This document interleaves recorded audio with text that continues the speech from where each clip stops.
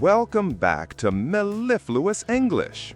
Today, we are diving into one of the most mysterious and fascinating chapters in ancient history, the incredible story of China's Terracotta Army.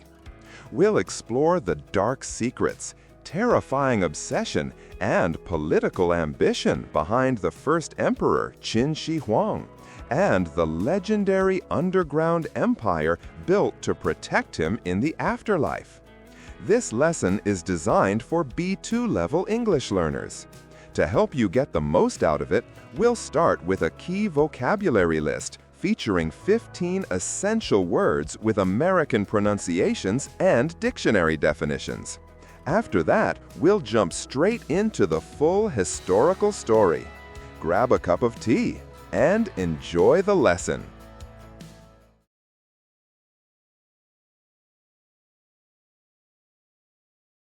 Subterranean. Existing, occurring, or located under the Earth's surface. Mausoleum.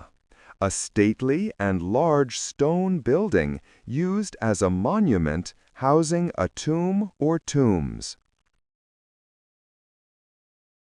Garrison. A body of troops stationed in a fortified place or military post to defend it. Vanguard. The foremost position in an army advancing into battle, or the leaders of a movement. Imposing. Grand, impressive, or formidable in appearance, size, or dignity. Chromium. A hard, silvery, metallic element used to make steel alloys and protective coatings. Elixir. A magical or medicinal potion believed to cure all illness or prolong life indefinitely. Unearth. To dig up or remove something from the earth, or to uncover hidden information. Dissent. The expression or holding of opinions that differ from official or common beliefs. Mortality. The state of being subject to death and unable to live forever.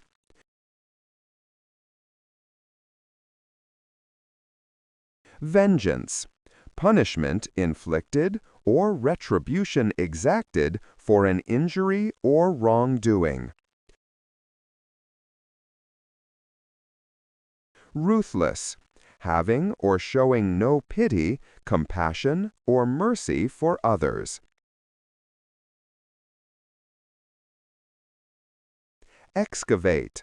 To make a hole or cavity by digging, especially to reveal archaeological remains.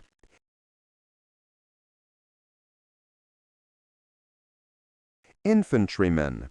A soldier who fights on foot as part of an army unit.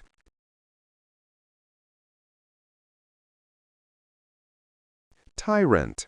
A cruel and oppressive ruler who exercises power in an arbitrary or harsh way. In the spring of 1974, a group of local farmers in Shanxi Province, China, went out to dig a well. It was a completely ordinary day, but what their shovels hit changed archaeology forever. Instead of hitting water, they struck hard red clay and unearthed a life-sized terracotta head. At first, the superstitious villagers thought they had stumbled upon an ancient cursed statue. Little did they know, they had just opened the gateway to one of the most magnificent and terrifying secrets of the ancient world. Archaeologists quickly rushed to the site and began careful excavations.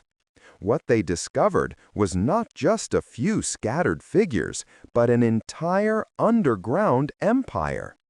It became clear that this was the final resting place of Qin Shi Huang, the legendary first emperor of China. The sheer scale of the site was mind-blowing.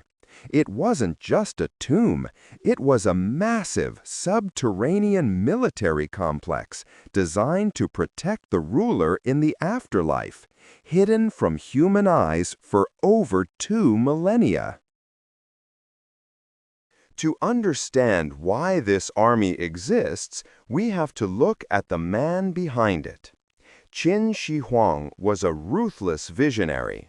He succeeded in conquering 6 warring states, effectively unifying China for the first time in 221 BC. He standardized currency, weights and measures, and even began building the Great Wall.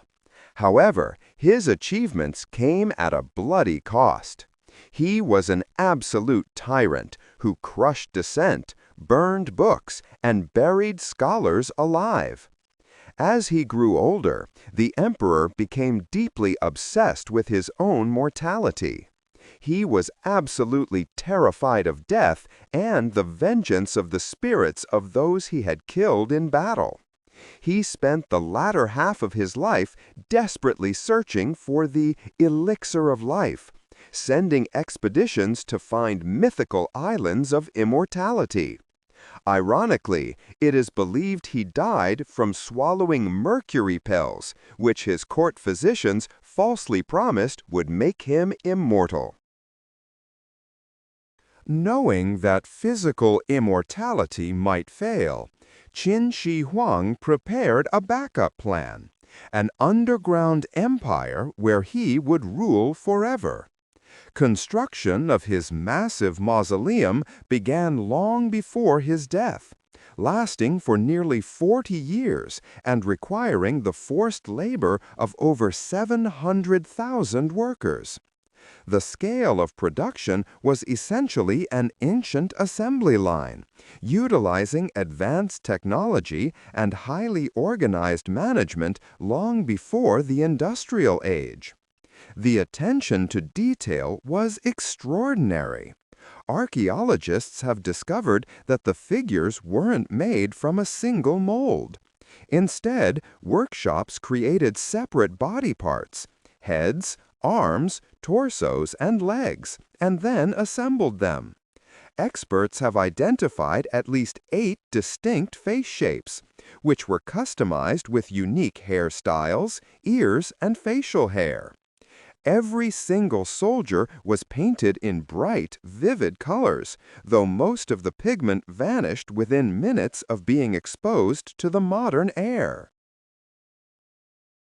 The result of this monumental effort was an army of over 8,000 life-sized soldiers, 130 chariots, and hundreds of horses. What makes the Terracotta Army unique is that it represents a real military force, arranged in strict battle formation according to each soldier's rank and duty. There are vanguard archers, heavily armored infantrymen, elite cavalry officers, and generals. Each statue stands between 175 and 200 centimeters tall, making them imposing even by modern standards. Furthermore, these soldiers weren't carrying fake props. They were equipped with fully functional, state-of-the-art bronze weapons, including swords, spears, and crossbows.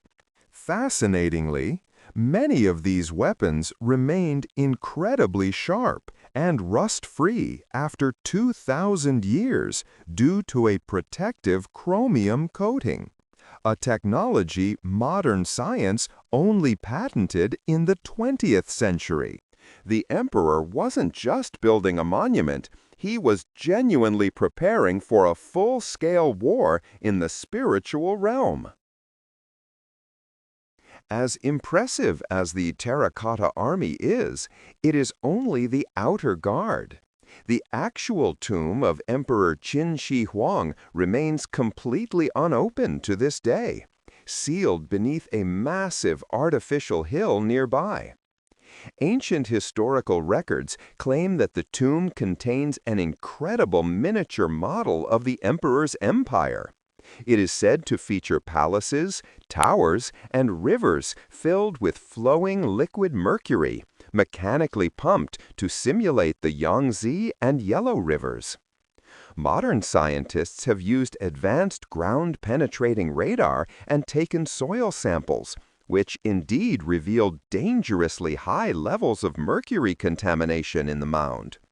This suggests the ancient legends might be entirely true. Aside from the toxic hazard, the Chinese government has hesitated to excavate the main chamber out of respect for the heritage and the fear of damaging fragile artifacts inside. The emperor's ultimate secrets remain safely guarded.